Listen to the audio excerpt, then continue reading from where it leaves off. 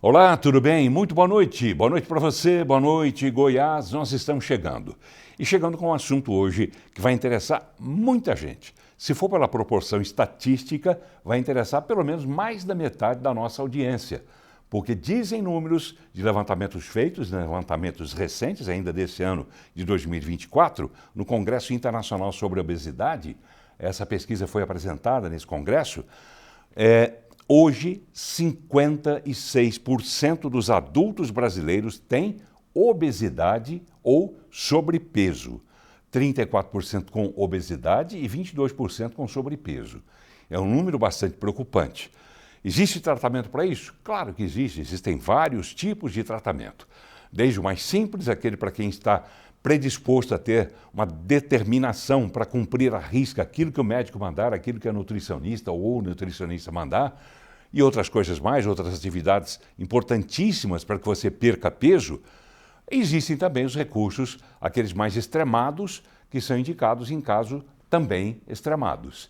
É o caso da cirurgia, por exemplo, bariátrica. A gente vai falar então hoje sobre cirurgia bariátrica com um profissional, um especialista nesse assunto, já fez milhares de cirurgias, mais de 10 mil cirurgias bariátricas ele já fez aqui no estado de Goiás. O que significa, por extensão, que as pesquisas estão corretas. Um médico só fazer mais de 10 mil cirurgias bariátricas dá bem a proporção de quantas pessoas em estado de obesidade e de sobrepeso nós temos aqui no nosso estado, e temos no Brasil e temos no mundo inteiro.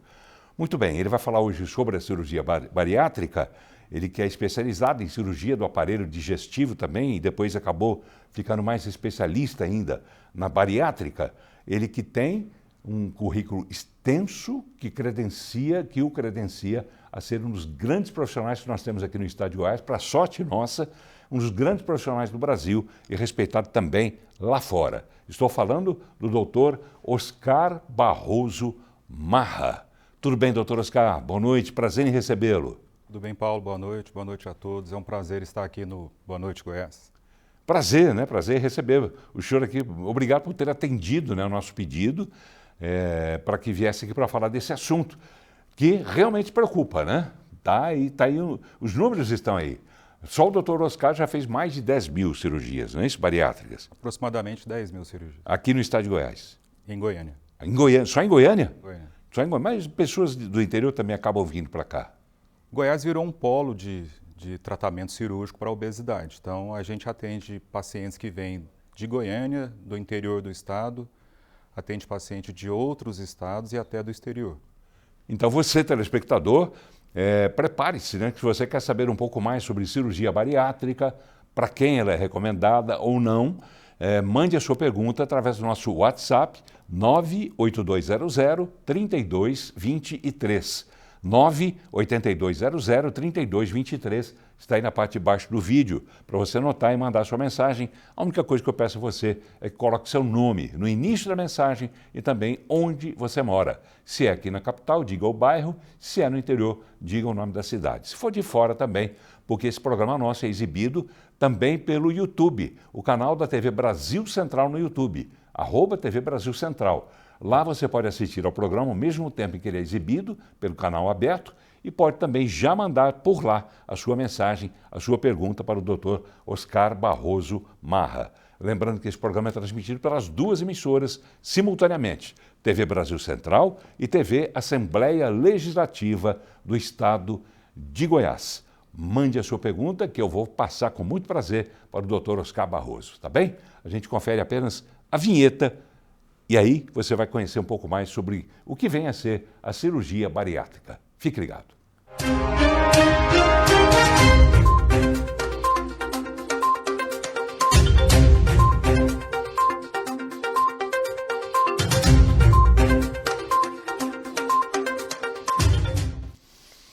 Muito bem, já estamos de volta.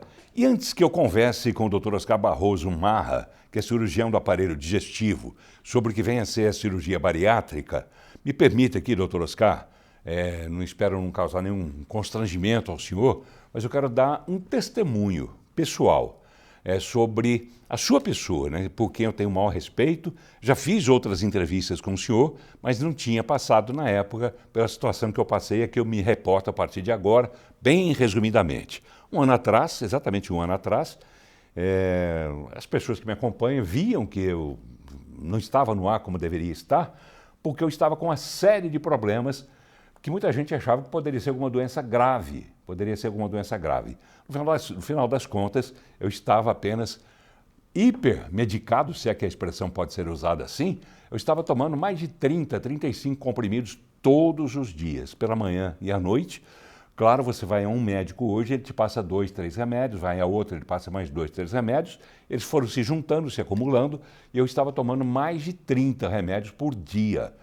E, inclusive, num período que eu tive depressão, felizmente me afastei dela, graças também ao doutor Caixeta, pai e filho, que me atenderam na época, mas tomava muito comprimido. Resultado, isso causou uma confusão danada dentro do meu organismo, e as pessoas, em busca de saber qual doença eu tinha, no final acabaram descobrindo que era excesso de remédio.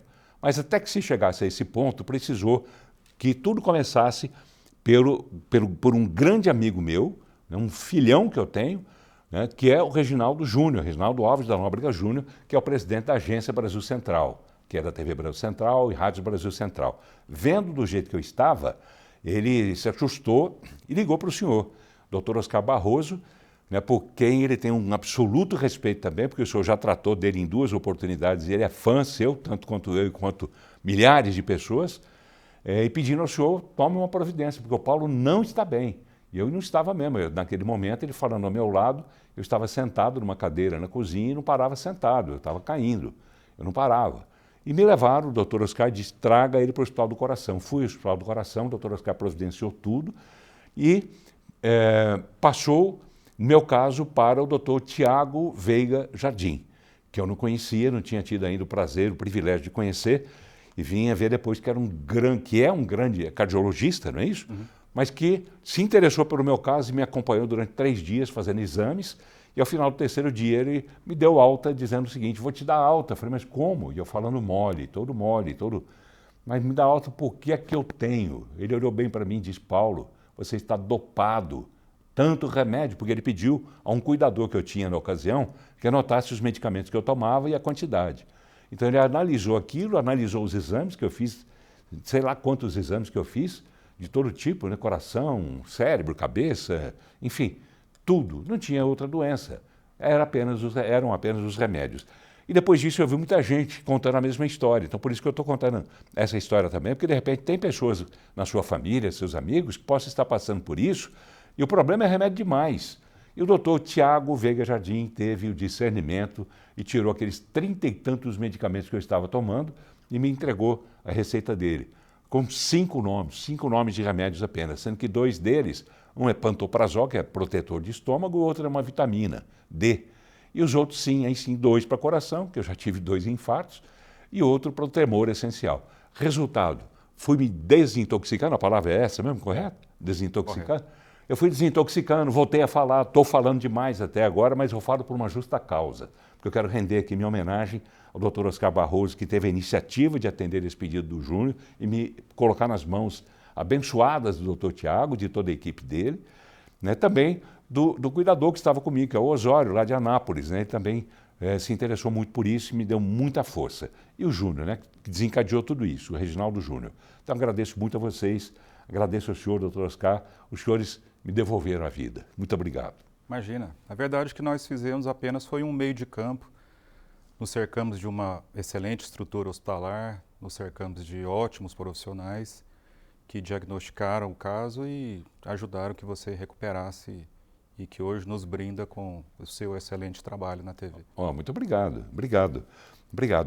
O senhor já viu casos assim também de pessoas que estavam, de repente, passando mal ou ruim? Claro que eu ainda tenho muito a melhorar, a desempenhar. E claro também que, evidentemente, que ao lado desse problema de saúde, outras coisas ruins foram acontecendo também, né? A questão financeira, por exemplo, né? A gente não é que descuida, a gente não tem cabeça para cuidar dessas coisas. Então essas questões financeiras, por exemplo, ainda estou me virando com elas.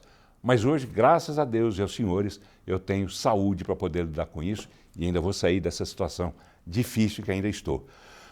O senhor tem conhecimento de outros casos iguais ao meu, nesse tipo assim, de uma pessoa está tomando muito remédio e de repente, eu vou citar um caso, será que ela permite? Eu não vou falar o nome dela, não. Uma jornalista muito amiga minha, que um dia me ligou para contar o caso dela. Eu fiquei ouvindo o caso dela, eu fiquei pensando, falei, mas peraí, é o meu, entendeu? É uma grande jornalista. Eu não vou falar o nome dela não, para não causar problema. Mas ela passou por isso também. O senhor conhece casos assim? São muitos? Paulo, a automedicação, o fácil acesso de medicamentos, ele leva com uma certa frequência a essa intoxicação medicamentosa. Então, isso é bem comum. É lógico que, a depender da quantidade de medicamentos que se ingere, você pode ter quadros bem avançados de intoxicação, né? Mas é mais comum do que a gente imagina. Pois é, então, de repente, quem estiver assistindo ao programa aí perceber que tem alguém ao lado aí, algum conhecido, que esteja passando por esse tipo de situação, procure um médico, né, que possa fazer um levantamento, uma interação, né, sobre esses medicamentos todos que as pessoas tomam e conversar com outros médicos também. Isso é importante, né, doutor? Claro, claro, claro. É importante, tá bom.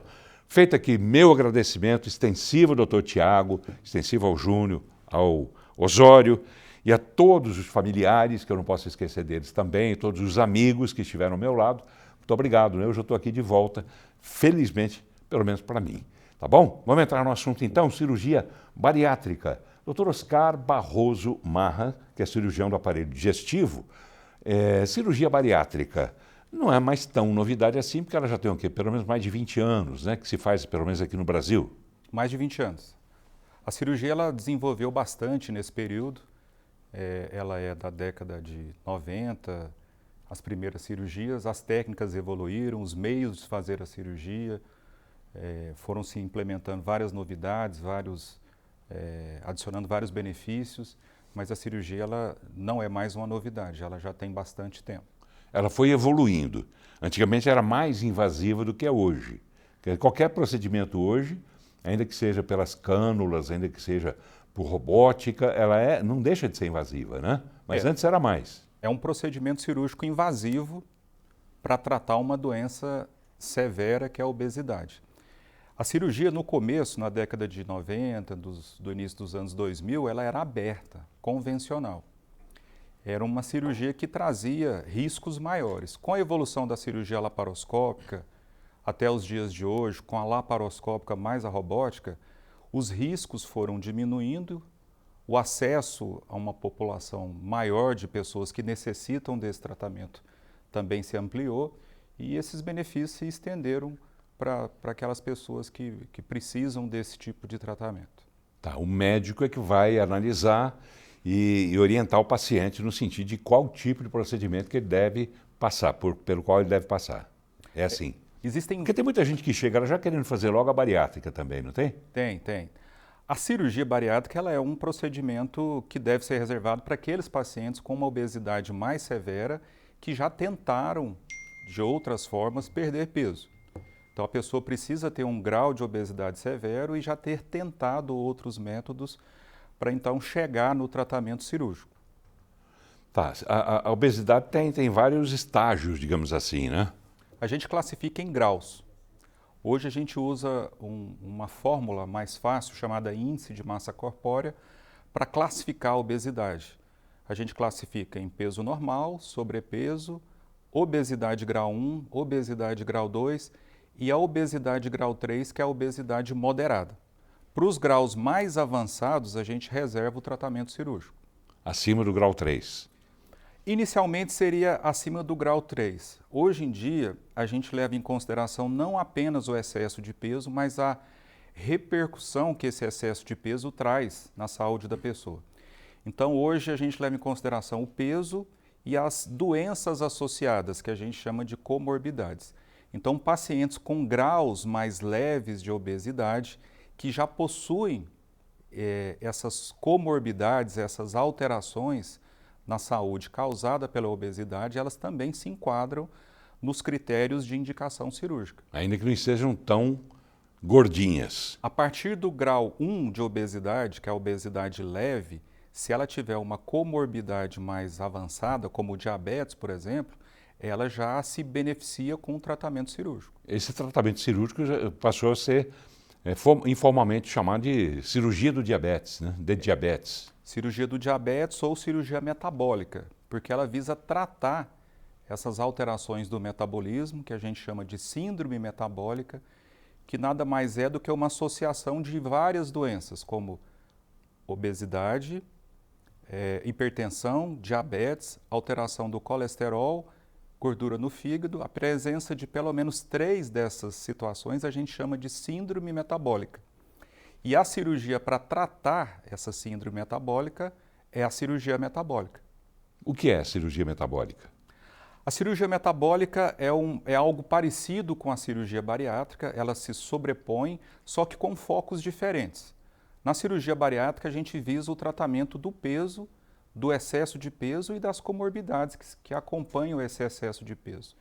Na cirurgia metabólica, o foco é a doença metabólica, é a diabetes, a intolerância à glicose ou a resistência periférica à insulina, o colesterol e triglicéridos elevados e esse aumento da circunferência abdominal. Porque essas situações, a síndrome metabólica, ela aumenta consideravelmente o risco de eventos cardiovasculares e cerebrovasculares também. Quer dizer, é um problema maior ainda. É um problema maior ainda.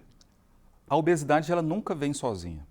Normalmente ela vem acompanhada com outros problemas de saúde. Essa é a principal preocupação. Então, a cirurgia ela não visa apenas a perda de peso, ela visa a melhora dessas doenças que vêm junto com a obesidade. Hoje em dia a gente sabe que a obesidade causa inclusive câncer. Tem alguns tipos de câncer que eles são causados pelo excesso de peso. Que tipo de câncer é mais frequente nesse caso? O câncer de mama ele tem uma relação bastante íntima com o excesso de peso. Então é um dos tipos de câncer mais comuns da mulher e a obesidade ela está diretamente relacionada ao risco de desenvolver o câncer de mama. O homem também tem câncer de mama. Ele também passa por esse risco de a obesidade provocar esse câncer de mama? O câncer de mama na mulher, no homem, é bastante raro. Mas por conta dessa alteração nos níveis hormonais que o excesso de peso causa, ele pode sim aumentar no sexo masculino. Tá bem, acima de tudo, acho que prevalece, pelo pouco que eu vejo, assim, pelo que eu vejo, uma cirurgia só vai ser bem sucedida não apenas no momento do centro cirúrgico, mas essencialmente após a cirurgia, porque vai depender do paciente, não é? O tratamento cirúrgico da obesidade, ele é apenas uma etapa dentro do tratamento geral da obesidade. Então, a cirurgia é apenas uma fase no tratamento da obesidade. Então, não basta operar. O paciente tem que se preparar bem para a cirurgia e ele tem que manter um tratamento multiprofissional no pós-operatório. Porque a gente sabe que a obesidade ela é uma doença multicausal. Ela não tem uma causa apenas. E a gente precisa agir nessas várias causas da obesidade. Vamos ver esse tipo de comportamento nessa reportagem feita pelo Rafael Mesquita, com imagens do Josimar Moreira, que mostra uma paciente, a Minéia Gomes, ela é servidora pública, e passou por uma cirurgia dessas. Vamos ver o que ela tem a dizer. Há 2 anos, a servidora pública Minéia Gomes pesava 105 quilos. Na época, fazia academia, mas não conseguia emagrecer. 1 ano e 10 meses após fazer a cirurgia bariátrica, ela atualmente pesa quase 40 quilos a menos. Uma nova vida que inclui, além de exercícios físicos todos os dias, uma mudança dos hábitos alimentares. O principal no processo é você entender que é uma mudança muito radical na sua vida. Você vai lidar com a comida de uma forma diferente, você vai lidar com exercícios e qualidade de vida de uma forma diferente. A cirurgia bariátrica é um procedimento indicado para tratar pessoas com obesidade grave. Ela ficou conhecida como redução do estômago, porque muda a forma original do órgão, reduzindo a capacidade de receber alimentos e dificultando a absorção de um número exagerado de calorias. Procedimento importante, mas que deve ser a última opção para quem luta contra a balança, acredita a nutricionista Karina Portilho. A bariátrica, o que as pessoas têm que entender é que ela é uma cirurgia invasiva. Então, ela tem que ser a última medida para o paciente tentar. Então, se ele não tiver um acompanhamento nutricional, psicológico, uma equipe multidisciplinar, não é a bariátrica que vai resolver a vida dele. Ele vai fazer aquela cirurgia, ele pode retornar a todo o ganho de peso, porque ele não tratou uma compulsão, não aprendeu a se alimentar melhor. Cirurgia importante, mas que exige uma série de cuidados com a alimentação para que o paciente obtenha sucesso. O mais importante talvez é o antes da cirurgia. Porque o antes, se a pessoa não aprendeu a se alimentar, o pós-cirúrgico ela vai sofrer demais, porque ela tem uma limitação de quantidade de comida. E ela passa muito mal se ela ultrapassa aquela quantidade. A avaliação psicológica também é um procedimento obrigatório para quem quer fazer a cirurgia bariátrica. É através dela que os especialistas diferenciam o que é fome e o que é vontade de comer, por exemplo. Além disso, avaliam a presença de transtornos como a depressão, a ansiedade e a compulsão alimentar. Doutor Oscar, só a cirurgia não basta, né? Tem que ter força de vontade e muita força de vontade, né? A obesidade ela é uma doença muito complexa. Ela tem várias causas, como eu citei, e o paciente precisa ter essa percepção que não basta só um ato cirúrgico para resolver esse problema tão complexo. É importante uma boa preparação e um bom acompanhamento. Não é só um acompanhamento médico, um acompanhamento multiprofissional, com psicólogo, com nutricionista, porque ele precisa mudar esses hábitos e manter essa mudança de hábitos para o resto da vida. Porque senão tem o risco de, a longo prazo, ele voltar a ter um ganho de peso. E voltando a ter ganho de peso, existe ainda uma nova possibilidade de uma nova cirurgia para quem de repente percebeu, olha, eu não fiz direito lá atrás, mas se eu fizer uma nova cirurgia e eu começar a perder peso, eu vou seguir firme. Existe esse tipo de cirurgia? Existe. Esse tipo de cirurgia ele é chamado de cirurgia revisional. Mas sempre que o paciente tem um reganho de peso, a gente tenta fazer primeiro um resgate da cirurgia. A gente tenta colocar nesse paciente hábitos mais saudáveis, a possibilidade de se tentar medicamentos, fazer com que o paciente compreenda o papel que ele tem no sucesso do procedimento. E naqueles casos em que o paciente tenta tudo isso e ele não consegue a perda de peso necessária com todo esse segmento, há um procedimento chamado cirurgia revisional, onde você revisita a cirurgia e faz uma mudança da técnica no intuito de ajudar o paciente a perder o peso que ele reganhou. Exemplo, lá no início as cirurgias eram abertas, eram mais invasivas. Quem fez esse tipo de cirurgia lá atrás, hoje faz uma cirurgia revisional. E qual é o tipo dessa cirurgia revisional? Seria aberta também ou teria possibilidade de usar uma outra possibilidade, outro tipo? Hoje a gente sempre tenta usar a técnica laparoscópica ou robótica, né?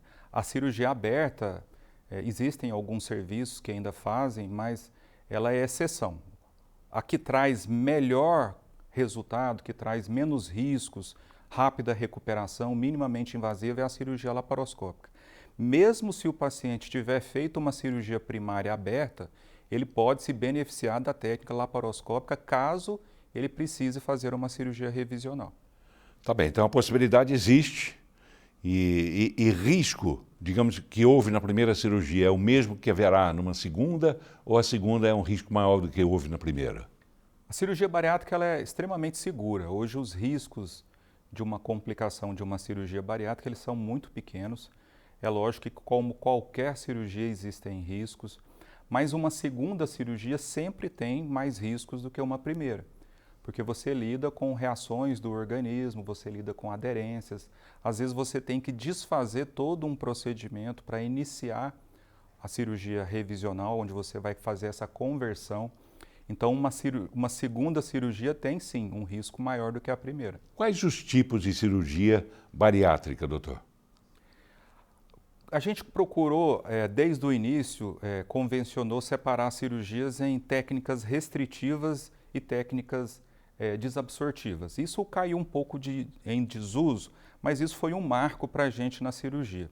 As cirurgias que restringem são aquelas cirurgias que limitam a quantidade de alimento que você consegue ingerir. As cirurgias que são desabsortivas, elas alteram a absorção de alimentos e de nutrientes. Como eu disse, isso hoje em dia caiu um pouco em desuso, porque hoje em dia a gente usa mais o conceito de metabolismo, onde a gente sabe do funcionamento dos hormônios intestinais e gástricos no mecanismo de saciedade. Então, as cirurgias hoje, elas promovem a saciedade, diminuem a fome, deixam a pessoa com uma satisfação com quantidades bem menores de alimento. Que tipo de cirurgia promove isso?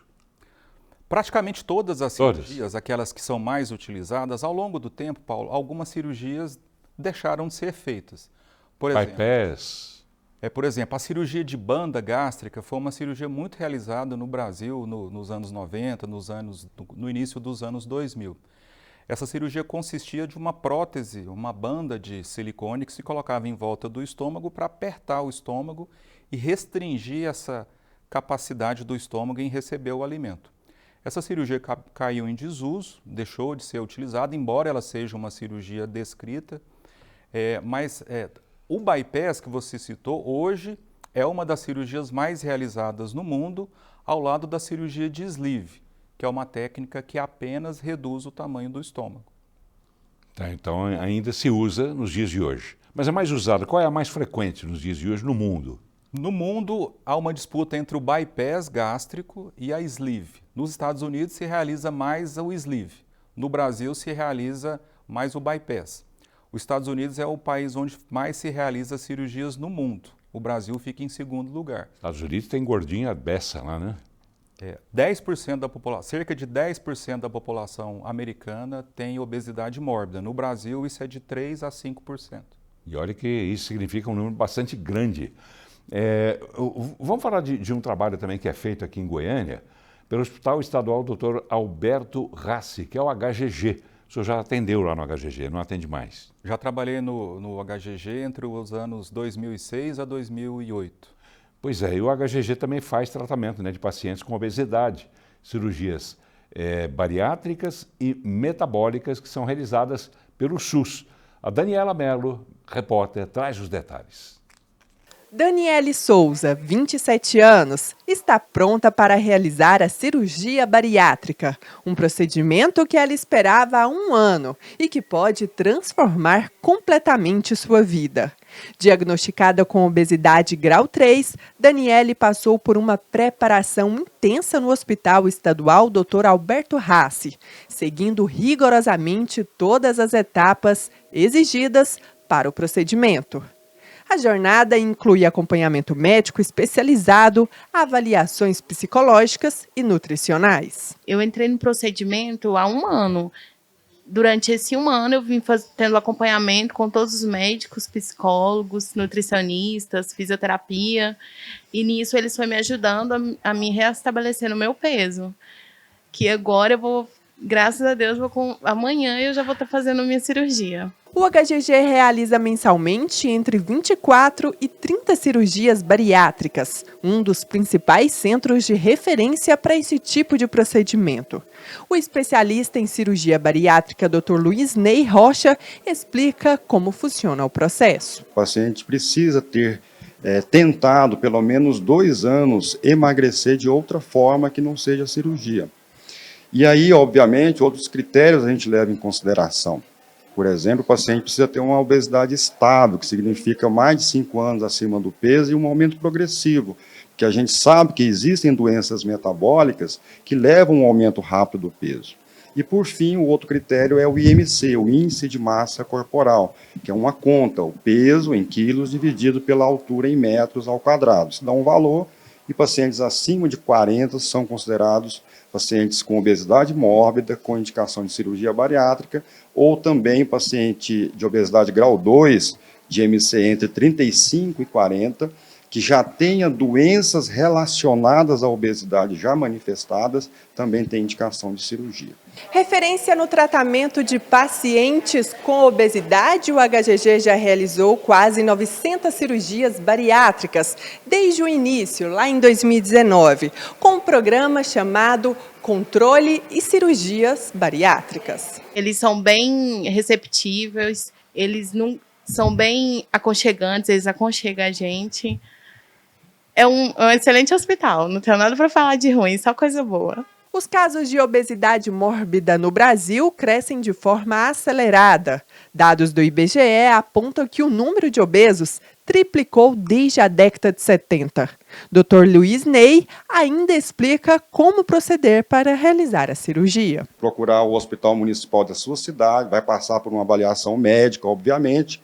Esse médico, com certeza, tem esses critérios como indicação, e o paciente preenchendo esses critérios, ele vai ser encaminhado ao programa. A cirurgia bariátrica só é indicada depois que o paciente, primeiro, preenche os critérios de indicação e depois passa por toda a nossa equipe multiprofissional. São 7 profissionais da equipe, de áreas diferentes, que vão avaliar do ponto de vista de exame, de condicionamento físico, e no final, cada uma dessas áreas, desses profissionais, vão liberar um laudo dizendo que ele está apto para a cirurgia. O doutor Luiz Ney dando a dica, né, para quem esteja interessado em fazer esse tratamento através do SUS. O Renato Castro, o telespectador, disse que já tentou através do SUS, fez o encaminhamento 2 vezes e até hoje nada. O que é que eu posso fazer, o que é que eu devo fazer, pergunta o Renato. O senhor não atende SUS, né? Mas o senhor poderia dar um caminho para o Renato? Como é que ele deve fazer? Olha, existe, o HGG hoje ele tem um programa de tratamento cirúrgico da obesidade que é uma referência nacional. Tem uma equipe muito competente que realiza um número grande de cirurgias, quase 30 cirurgias por mês, mas a demanda é muito grande, o número de pessoas que precisam operar é muito grande.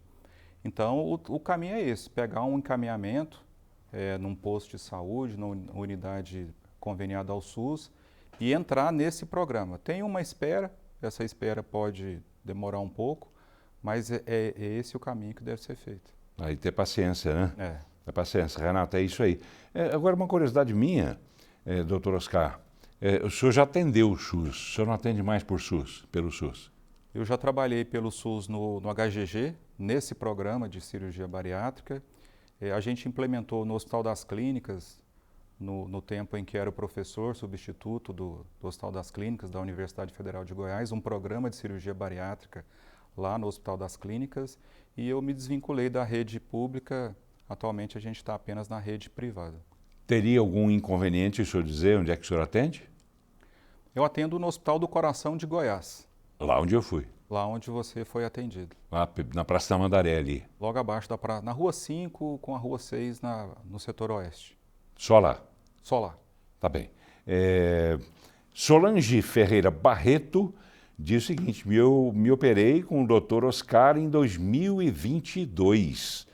Melhor médico do mundo, e ela bota 3 exclamações. Referência e competência e uma ótima pessoa. Salvou minha vida, diz a Solange Ferreira Barreto. Lembra-se dela? A cirurgia traz esse benefício da gente poder modificar, ajudar, influenciar muito na vida das pessoas, e isso traz uma gratificação muito grande para a gente. Legal. E assistindo essa matéria aqui, que a gente mostrou agora do HGG, o senhor reconheceu o Dr. Luiz Ney. Dr. Luiz Ney é um excelente profissional, colega, já trabalhamos juntos e, inclusive, nós já tivemos uma parceria grande junto aí. Não quer dizer mais. Você já foi professor dele, né, eu digo? Ele já foi residente quando eu era professor. Legal. Mais uma pergunta aqui, deixa-me ver. O Renato Castro, ele mandou 2. Vamos ler essa aqui também. Meu nome é Renato Castro, tenho 47 anos, estou com 152 quilos. Já tentei de tudo, mas não tive êxito, diz o Renato. Ele não explica o que foi tudo, né? Será que você tentou, Renato? Já que você mandou 2 mensagens, manda uma terceira. Você tentou bariátrica também? Porque aí o doutor Oscar responde com mais segurança a sua pergunta. Pode ser? Pode. Tá bom. Vamos falar então de outro assunto, sem deixar de falar de bariátrica até o final do programa, mas de um assunto que também passa por essa questão de medicina. E a gente falou isso no início do programa, o senhor falou sobre o risco de tomar medicamentos sem orientação médica, principalmente antibiótico. Existe agora uma campanha da Organização Mundial de Saúde alertando para esse risco. E profissionais de saúde acreditam que o surgimento das chamadas superbactérias esteja ligado à automedicação. Os detalhes na repórter Jaque Moura. Vamos ver. Nos últimos anos, houve um aumento alarmante no número de casos de micro-organismos altamente resistentes aos tratamentos com antibióticos. conhecidos como superbactérias.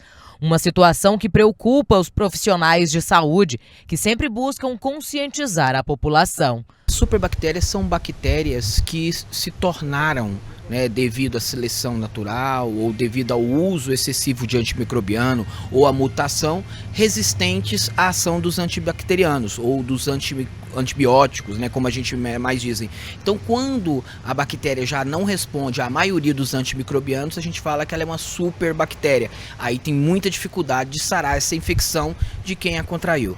A campanha é promovida pela Organização Mundial da Saúde e Conselho Regional de Farmácia do Estado de Goiás. Este ano, o tema é Eduque, Colabore, Faça Agora. E tem como principal foco alertar sobre os riscos da automedicação. Quando você tem uma infecção de garganta, primeiro tem que saber se é realmente uma infecção bacteriana, qual bactéria que está provocando. Os sintomas você está sabendo, mas a bactéria precisava ser selecionada. Então tem exames que o médico precisa fazer, como a cultura, o antibiograma, para indicar um antibiótico ideal e aí ser certeiro. Quando você toma um antibiótico de forma inadequada, você passa a selecionar a bactéria não só para você. Quem fica resistente ao antibiótico não é o paciente, mas é a bactéria que está o infectando. O Maurício é farmacêutico há vários anos e sempre orienta os clientes na hora da compra. Chegando aqui, a gente já pergunta já de imediato: você tem um receituário médico? Sim. De posse com a receita, a gente já pega o medicamento e orienta a forma correta de tomar. Esse é um detalhe importante, doutor Oscar, automedicação. Automedicação, esse acesso indiscriminado ao antibiótico, aos medicamentos, não apenas o antibiótico, eles podem ter consequências, não só essa resistência bacteriana, mas interações medicamentosas. Às vezes uma medicação ela interage potencializando ou tirando o efeito de outros medicamentos. E aí pode acontecer o quê? No caso do antibiótico, causa uma resistência bacteriana. A bactéria deixa de responder àquele antibiótico, ela vai precisar de antibióticos cada vez mais potentes e pode chegar numa superbactéria que não responde a nenhum antibiótico mais. Não é bem o seu assunto, mas aproveitando a presença de um médico aqui, essa história de virose, porque hoje em dia muitas pessoas passam mal, não sabem naturalmente que tem, procuram um médico, e o médico também acaba não descobrindo o que é, não diagnosticando exatamente o que é, e outro também não, acaba-se comumente utilizando a expressão de virose. Que história é essa, doutora Oscar? Explica pra gente. Tudo virou virose agora? Existe mesmo a tal da virose ou é uma escapadinha para salvar o médico? É porque existe uma série de vírus, são os vírus das infecções das vias aéreas superiores que dão sintomas semelhantes. Às vezes você não consegue isolar qual é aquele vírus, mas você sabe que se trata pela história clínica, laboratorial de um vírus, mas você não consegue identificar especificamente qual é aquele agente que está causando. Então você diz que é uma virose. Agora, o antibiótico, para quem tem uma virose, ele não vai ter o resultado que o paciente nem que o médico espera, porque o vírus ele não responde ao antibiótico. E aí tem que tomar cuidado. Então, medicação, automedicação, meu amigo, fuja, procure um médico, tá difícil. Vai num posto de saúde. Posto de saúde as pessoas têm um médico credenciado, capaz e presente para poder dar essa orientação, doutor Oscar? Claro.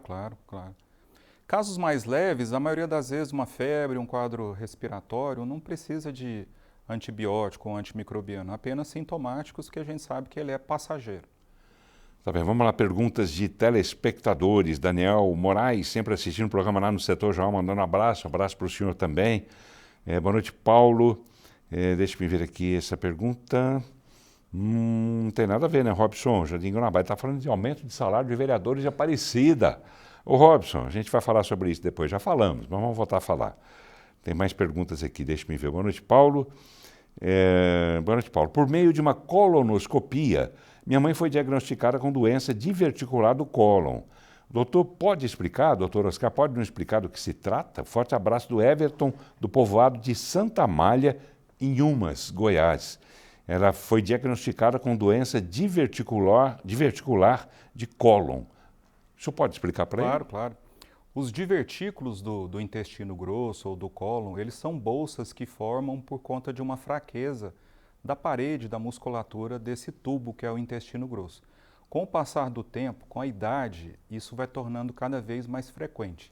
A doença diverticular em si, ela pode não causar sintomas, mas há complicações dessa doença que podem levar um paciente a procurar o médico, como sangramento e infecção. A doença diverticular, quando ela infecciona, quando ela inflama, ela é chamada de diverticulite. Esses casos vão precisar de tratamento com antibiótico, internação e algumas vezes até de cirurgia, mas apenas nos casos de complicações dessas bolsas que se formam no intestino grosso. Tá bem, explicação importantíssima, né? Ele mora lá naquele povoado que ele disse, e aí provavelmente talvez não tenha ali facilmente acessível um médico, né, para dar essa explicação. Que bom que o senhor pôde explicar. Até porque passa pela sua área, né, do aparelho digestivo. Boa noite, aqui é José Reis. Ele quer saber se o senhor faz cirurgia, a tal da cirurgia de diabetes. Sim, a cirurgia do diabetes é a cirurgia metabólica. Ela se sobrepõe à cirurgia metabólica, a cirurgia do diabetes se sobrepõe à cirurgia bariátrica, só que o foco é outro.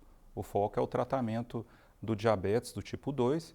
Muitas vezes o paciente com diabetes do tipo 2, ele tem um grau de excesso de peso junto, e a cirurgia do diabetes ou a cirurgia metabólica, ela trata tanto esse excesso de peso e o diabetes tipo 2 também. Ela cumpre a finalidade também do emagrecimento. Ajuda na perda de peso, que o excesso de peso ele piora a resistência à insulina e acaba que vira um ciclo que alimenta a doença metabólica, que é o diabetes. Foi a cirurgia que o Faustão fez? O Faustão e outras pessoas, outros famosos também submeteram a essa cirurgia do diabetes. E emagrece mesmo? Emagrece. Geralmente, mais de 80% dos pacientes com diabetes tipo 2, eles têm obesidade também. Então, tratando você consegue auxiliar o tratamento do diabetes. Tá, o Renato Castro, que fez a pergunta agora há pouco, eu pedi a ele então para explicar se ele já tinha feito a bariátrica. Ele mandou dizendo o seguinte: tentei com remédios, dietas, mas bariátrica ainda não. Ele está com 152 quilos, se não me falha a lembrança aqui, a memória. O que ele deve fazer agora, doutor? O ideal é que a gente soubesse a altura do Renato. Mas 150 quilos, dificilmente ele não terá obesidade, ele não seja um paciente com obesidade mórbida. Se ele tem esse histórico de tratamento de outros métodos e está com esse grau de obesidade, que certamente é obesidade mórbida, me parece que o caso dele vai se beneficiar com uma cirurgia bariátrica, sim. Tá bem, mande aí sua altura também, viu? A gente passa para o doutor também, viu, Renato? A Sheila Siqueira pergunta, em relação a emagrecedores, como o Ozempic, dá efeito rebote? É bom o tal do Ozempic, doutor? Essa classe de medicamentos para a obesidade, para o diabetes e para a obesidade, que são chamados de análogos do LGP1, GLP-1, que é o Ozempic, o Wegovy, Mounjaro, eles são excelentes medicações, talvez as melhores medicações que já surgiram para tratar a obesidade. A grande questão é que a obesidade é uma doença crônica. Os pacientes que fazem o uso dessas medicações, eles precisam mudar os hábitos, porque quando eles deixarem de usar essa medicação, se eles não mantiverem os hábitos, eles podem voltar a ganhar peso. Isso acontece não só com os medicamentos, com os tratamentos clínicos, acontece com todo o tratamento para a obesidade, inclusive a cirurgia. Então, resumindo mais uma vez, não adianta só cirurgia, não adianta só medicamento, tem que ter uma continuidade de cuidados para não voltar a engordar. Mudanças de hábitos, hábitos alimentares e atividades físicas regulares. Cláudio Simeão diz o seguinte, falando em medicamento, minha mãe, diz o Cláudio, tomou semaglutida injetável, é isso mesmo? Semaglutida. Semaglutida, ele escreveu semi, tá certo, erramos juntos, viu, Cláudio? E passou muito mal. Ela comprou remédio numa farmácia, mas sem receita. O que é que o senhor acha de vender um medicamento desse sem receita? Esses medicamentos, eles são liberados pela Anvisa para serem vendidos sem receita médica. Eles não são medicamentos controlados. Mas eles têm efeitos colaterais, assim como a maioria dos medicamentos. O tratamento medicamentoso, ele não é para todo mundo. Tem pessoas que não se dão bem com essa medicação. É por isso que a obesidade ela precisa de um acompanhamento para mudanças de hábitos, porque mesmo que o paciente se dê bem com a medicação, ele pode precisar ter um efeito rebote, como a telespectadora falou, e tem pacientes que não vão se dar bem com essa medicação e a gente vai ter que buscar uma outra alternativa para tratar essa obesidade. Tá bem. O Michel mora aqui em Goiânia e diz o seguinte: boa noite. Há 6 anos eu fiz a cirurgia bariátrica com o Dr. Oscar. Médico e toda a equipe, desde a secretária, assistentes, todos maravilhosos, diz o Michel. Obrigado. O índice de satisfação das pessoas pode não ser tão bom com o resultado da cirurgia, porque essa pessoa não teve os cuidados que deveria ter, mas o resultado de satisfação com a equipe médica me parece que é total, né? Essa é uma cirurgia que tem uma capacidade de mexer com a vida das pessoas, de dar uma oportunidade do paciente ter uma mudança importante de qualidade de vida, na saúde. Então, ela tem essa capacidade e os pacientes retribuem com essa gratidão. E elas ficam gratos com as equipes, não só a equipe que eu trabalho, mas todas as equipes que tratam, que realizam esse procedimento cirúrgico. Tem mais uma pessoa grata aqui, Valdirene Pimenta. Sou paciente do Dr. Oscar. Fui operado em 2013, técnica sleeve. Nunca mais engordei, diz ela. Excelente profissional, Dr. Oscar. Minha eterna gratidão. Que bom. Lembra da Valdirene? Lembro muito. Né? Ela foi rigorosa no pós-operatório. É um caso de extremo sucesso.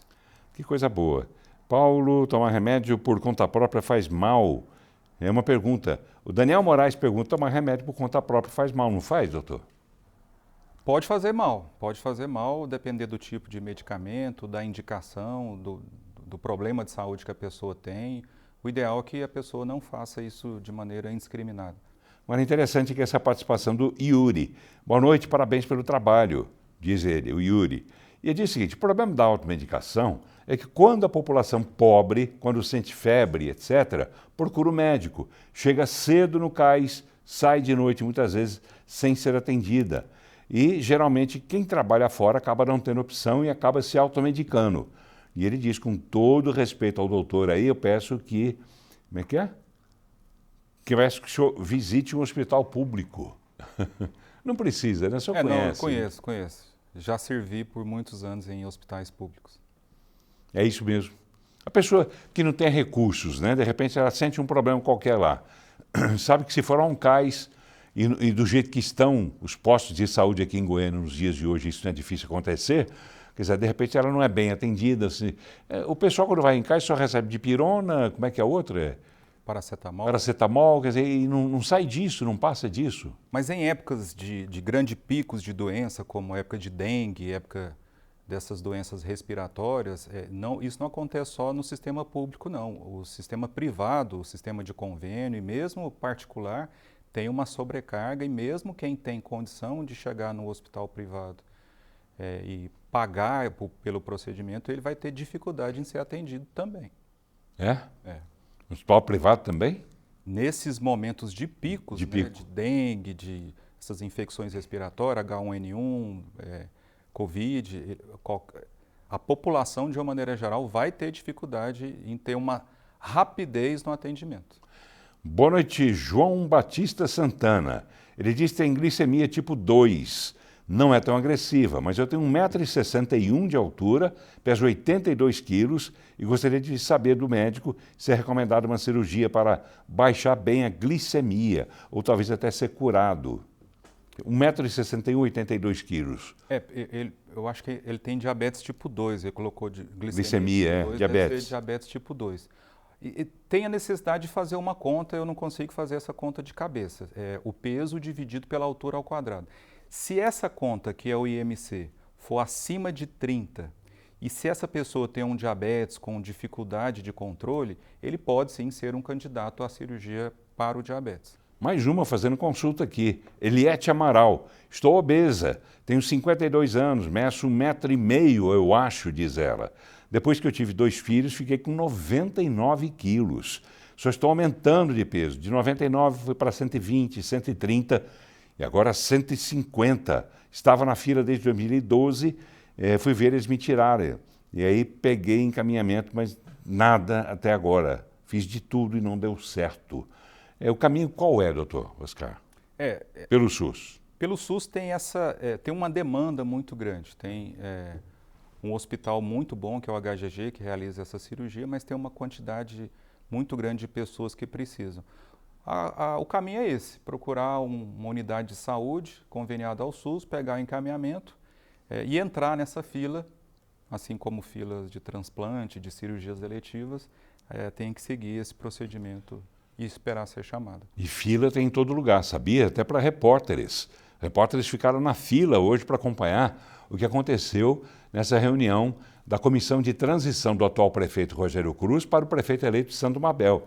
O encontro, por quê? Porque o encontro foi fechado para a imprensa, portas fechadas, ficaram na fila esperando alguém sair, mas no final os repórteres conseguiram conversar com os representantes do prefeito atual e do prefeito eleito Sandro Mabel. Pedro Henrique Cabelo conta pra gente. A reunião foi fechada para a imprensa, que só pôde filmar por 5 minutos. Na saída, os porta-vozes falaram sobre os pontos debatidos e a preocupação de evitar atrasos nos salários dos servidores públicos municipais, em dezembro e em janeiro. Primeiro, você tem que preocupar com a folha de pagamento do município para não atrasar pagamentos de nada. Segundo, você buscar os programas que estão dando certo e que precisam ser implementados serem mais qualificados, né? O novo governo entrar sabendo que tem que já e saber qual é a dívida que tem do Estado, do município, né? Para com credores e etc. Então é necessário que a gente discuta com tranquilidade. Daí muito bem o Paulo, um gentleman, e toda a equipe do prefeito eleito também, do prefeito Rogério da mesma forma. O secretário de governo da atual gestão, Jovair Arantes, comandou a reunião. Ele esteve sentado ao lado de Paulo Ortegal e da vice-prefeita eleita, Coronel Cláudia. O prefeito eleito, Sandro Mabel, participou desta reunião de forma online, já que ele está voltando de uma viagem que fez a Londres, na Inglaterra. Paulo Ortegal, uma das lideranças nesse processo de transição por parte do prefeito Sandro Mabel, disse que a atual gestão ainda está devendo alguns documentos importantes. Com relação à dívida, hoje não houve nenhuma discussão, até porque o assunto da saúde está pautado para dia 27, quarta-feira, a prefeitura vai fazer a explanação aqui para a comissão de transição do prefeito Sandro Mabel, todas as informações inerentes à área da saúde. E hoje mesmo entregamos ao secretário Jovair mais 2 expedientes pedindo as informações que foram, alguma coisa não está bem legível, alguma coisa, no nosso ver, estão incompletas, mas já foi facultado pelo secretário que é só fazer através de um novo expediente, um ofício, que a prefeitura está pronta para nos atender. O prefeito Sandro Mabel conseguiu reverter recentemente uma perda de investimentos da prefeitura de Goiânia na educação. Nessa reunião, Paulo Ortegal disse que tem problemas semelhantes na saúde. Um expediente que nós trouxemos aqui para a prefeitura é para que a prefeitura possa habilitar mais 4 unidades de saúde, que o prazo se encerra amanhã. E da parte da saúde, 4 unidades que terão que ser movimentadas ainda no orçamento, ainda nesse presente orçamento. A gestão de Mabel quer dar sequência em programas da gestão atual. A área social foi debatida e explicada nessa reunião. Um assunto que será tratado como prioridade a partir de janeiro. Nós trabalhamos muito essa questão da área social, com a Secretaria da Mulher, com a Secretaria de Direitos Humanos e Políticas Afirmativas e com a Secretaria de Desenvolvimento Humano. Bem, pelo que a gente vê, pela expectativa, pela ansiedade, né, de parte a parte aí, eu acho que essas contas da prefeitura vão ter que passar por uma bariátrica, viu, doutor? Porque elas estão, parece meio gordinhas, não quero me precipitar, mas pelo que a gente percebe da parte de Mabel, da parte de Paulo Ortegal, é que a expectativa não é das melhores em relação às contas da prefeitura. Mas enfim, tomara que dê tudo certo no final da história. Vamos lá? Vamos pular essa matéria aqui. Vamos para a lauda 6. Vamos ver aqui o Natal do Bem, né? O senhor já esteve lá no Natal do Bem? Já passou por lá? Já viu como é que está, não? Já passei por lá, mas não tive e os comentários são os melhores possíveis. Todo mundo está elogiando bastante. Pois é, nós estivemos lá mais uma vez. Natal do Bem, a festa Natal do Bem que acontece no Centro Cultural Oscar Niemeyer, promovendo também uma série de atrações musicais. Ontem à noite, por exemplo, os visitantes se encantaram com a apresentação da Banda Sinfônica Jovem de Goiás. O repórter Jean Diego Luiz acompanhou e traz pra gente. Vamos ver. O Natal do Bem não é só luzes e Papai Noel, não. Tem muita canção boa no Palácio da Música em todas as noites de Natal, no Oscar Niemeyer.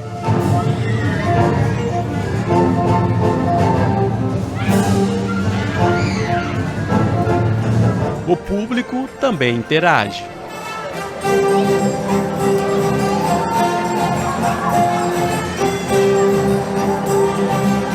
A plateia estava lotada assistindo às apresentações da Banda Sinfônica Jovem de Goiás. Experiência ótima, nunca participei, né?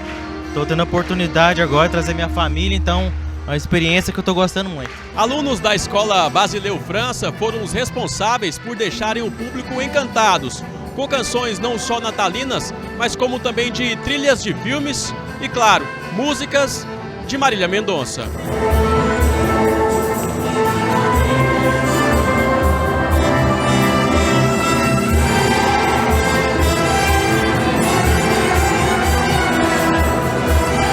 A gente tentou fazer uma mistura entre, é claro, o período que a gente está, né, as músicas natalinas, que para remeter o público a essa época tão bonita, né, legal demais da gente conviver, e de artistas goianos.